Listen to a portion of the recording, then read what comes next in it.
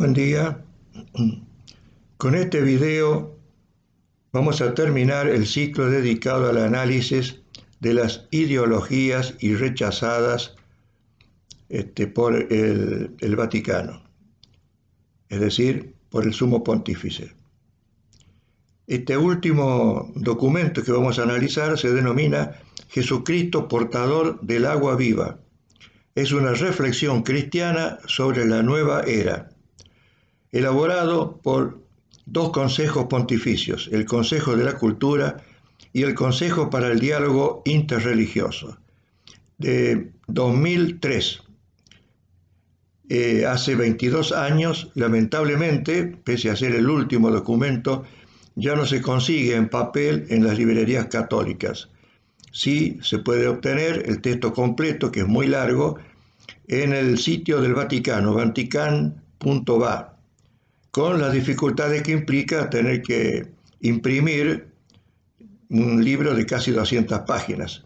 Es realmente muy ilustrativo y vale la pena hacerlo, pero es lamentable que en las librerías católicas ya no se ocupen de reeditar este documento, junto cuando es más necesaria, porque a diferencia de las otras 5 ideologías, que son medianamente conocidas por los cristianos, esta última está contaminando de alguna manera muchas parroquias, muchos círculos, muchas escuelas católicas, sin que se advierta la gravedad de lo que está ocurriendo, porque se trata, como decimos, de una verdadera ideología rechazada expresamente por la Iglesia.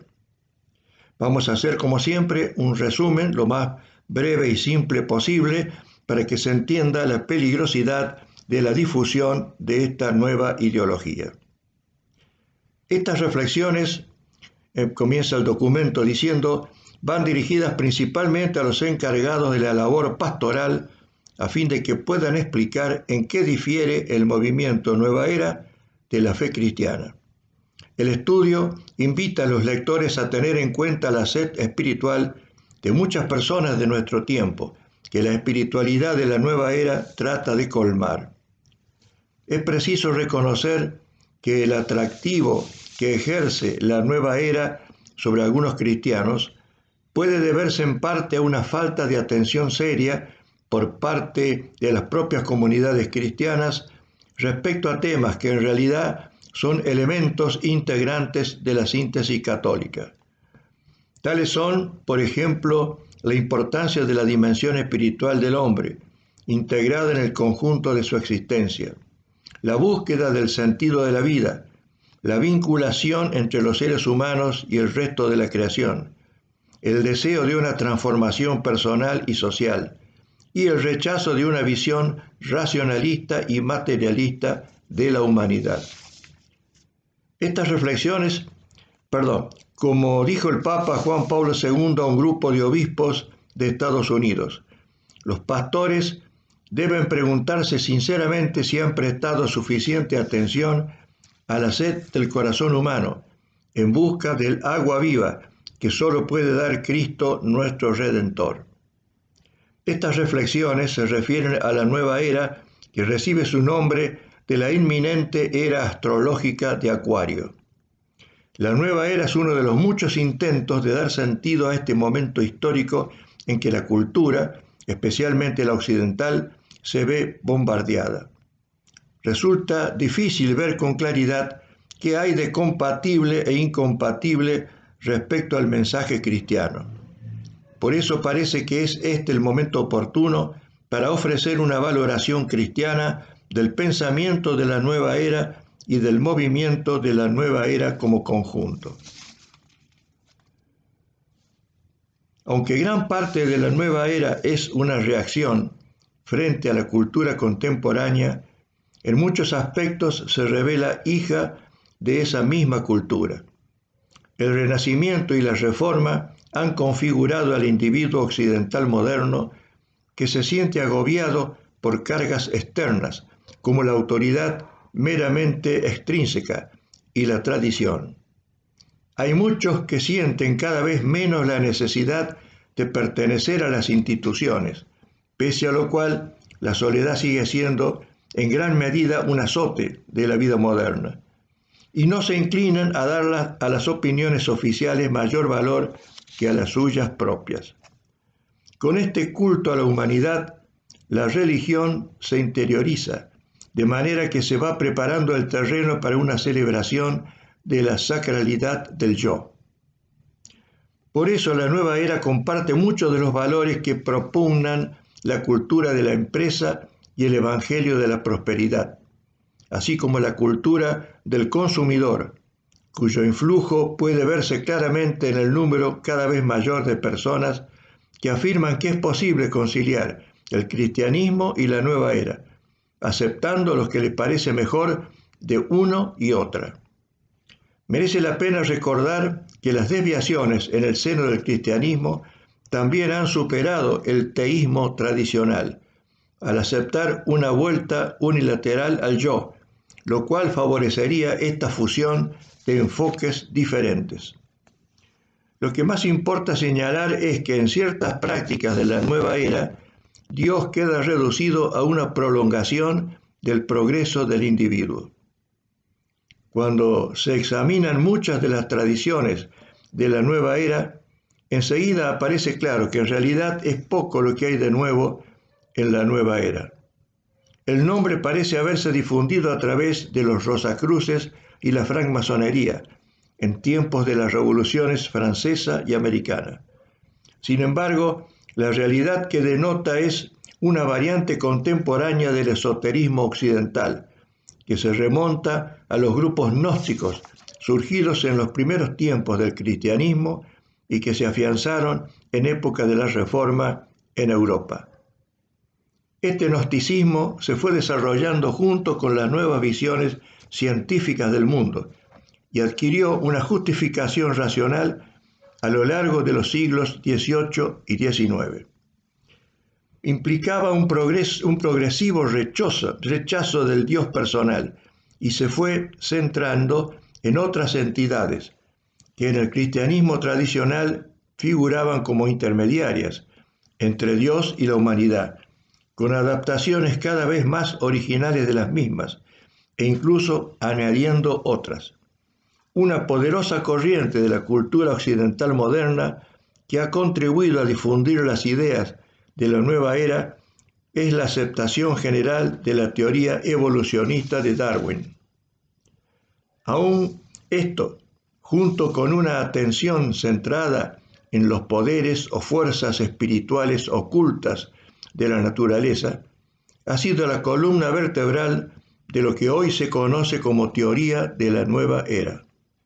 En realidad, si la nueva era ha alcanzado un notable grado de aceptación, ha sido porque la cosmovisión en que se basa ya estaba ampliamente aceptada.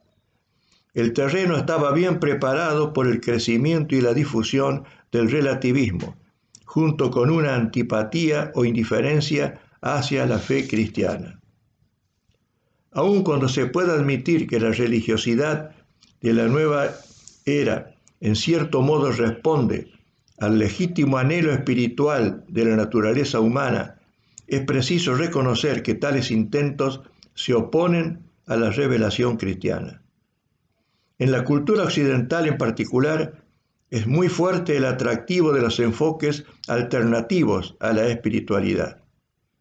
Por otra parte, entre los católicos mismos, incluso en casas de retiro, seminarios y centros de formación para religiosos, se ha popularizado nuevas formas de afirmación psicológica del individuo. Al mismo tiempo, hay una nostalgia y una curiosidad crecientes por la sabiduría y los rituales de antaño, lo cual explica en parte el notable aumento de la popularidad del esoterismo y del gnosticismo. Un discernimiento cristiano adecuado del pensamiento y de la práctica de la nueva era no puede dejar de reconocer que, como el gnosticismo de los siglos II y III, esta representa una especie de compendio de posturas que la Iglesia ha identificado como heterodoxas.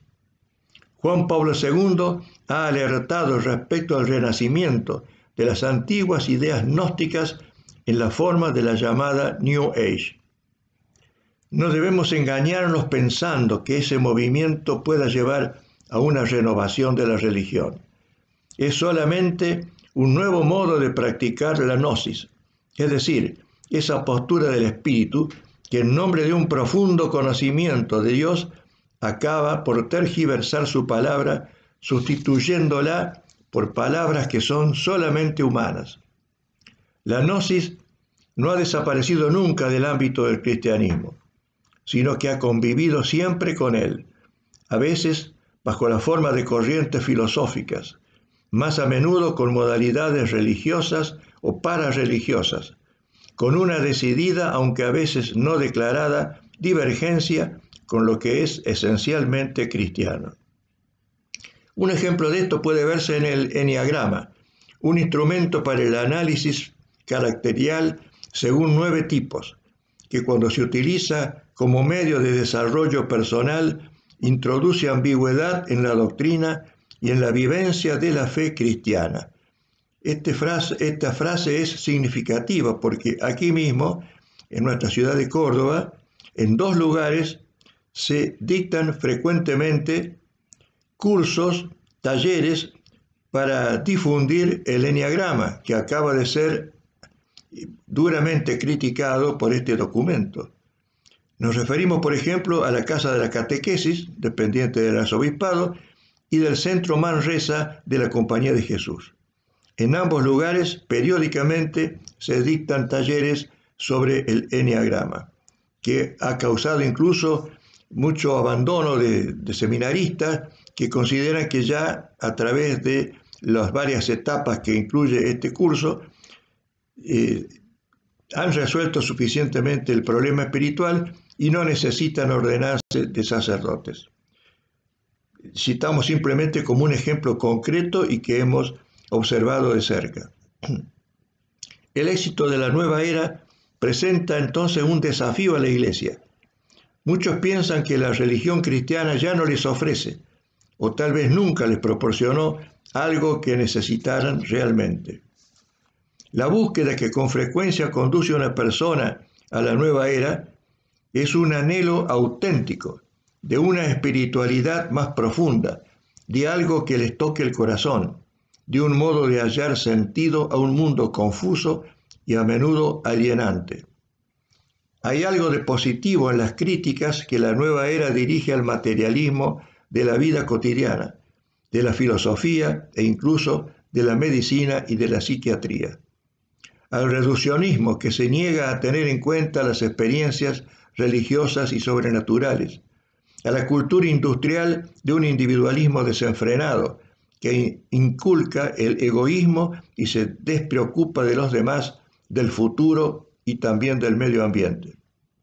Si no queremos que la Iglesia sea acusada de permanecer sorda a los anhelos de los hombres, sus miembros deben hacer 2 cosas: afianzarse con mayor firmeza aún en los fundamentos de su fe, y escuchar el clamor con frecuencia silencioso del corazón de los hombres, que les lleva a alejarse de la Iglesia cuando no encuentran en ella respuestas satisfactorias.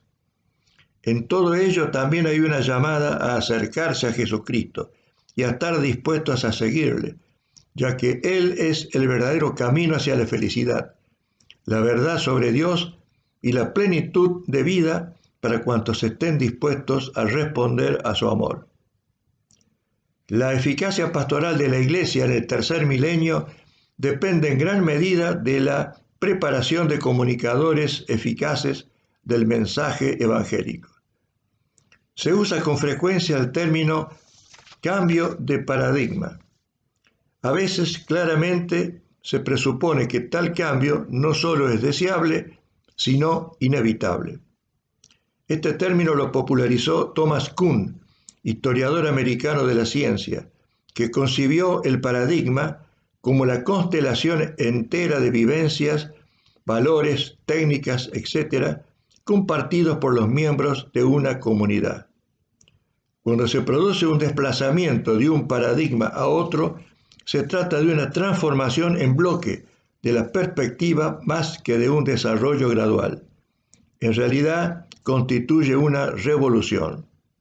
Kuhn puso de relieve que los paradigmas rivales son inconmensurables y no pueden coexistir.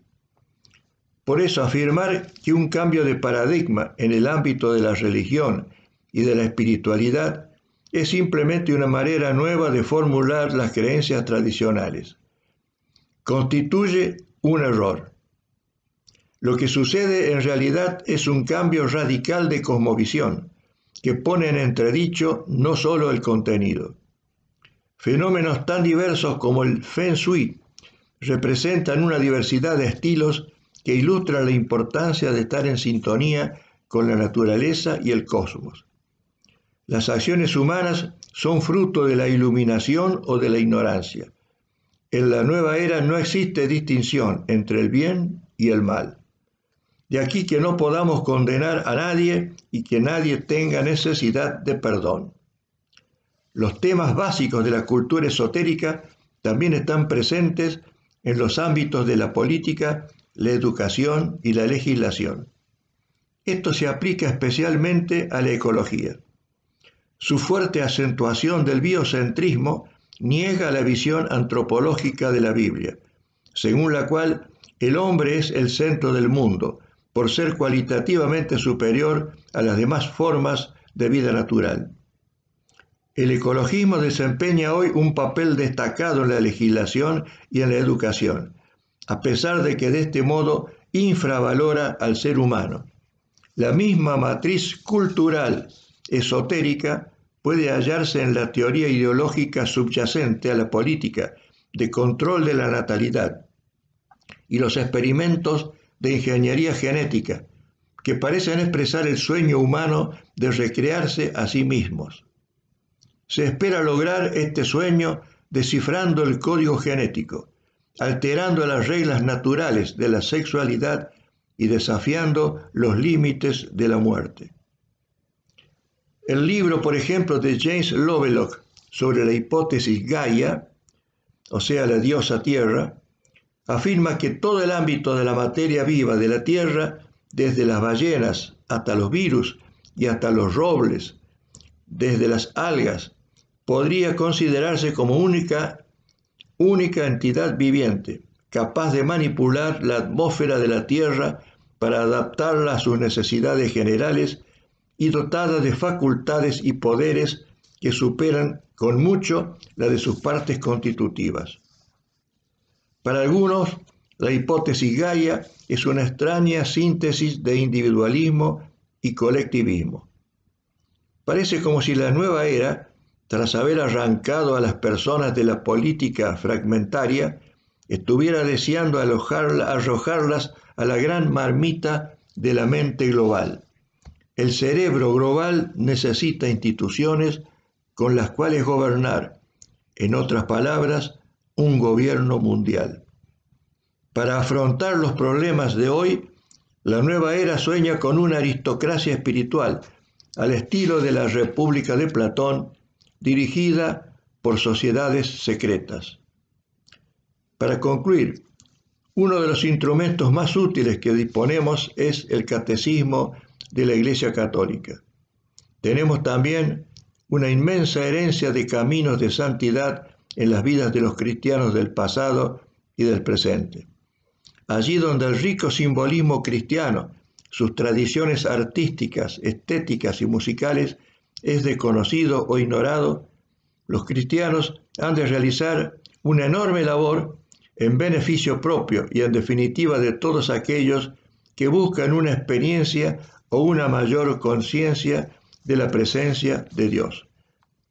De esta manera terminamos el análisis breve de este documento, que repito, es muy amplio, muy rico y que conviene ser leído íntegramente, sobre los peligros de la nueva era, la última ideología rechazada por la Iglesia, que es la que más puede afectarnos porque, como se dice en el documento, en muchos casos aparece de alguna manera solapadamente en instituciones católicas, colegios, parroquias, universidades, etc. Agradecemos la atención que puedan haber dispensado a este ciclo que consideramos importante difundir a través de este modesto medio que es nuestro canal en YouTube. Seguiremos el resto del año aportando modestamente de algún modo para difundir mejor la doctrina cristiana en distintos aspectos de la vida actual. Muchas gracias y hasta siempre.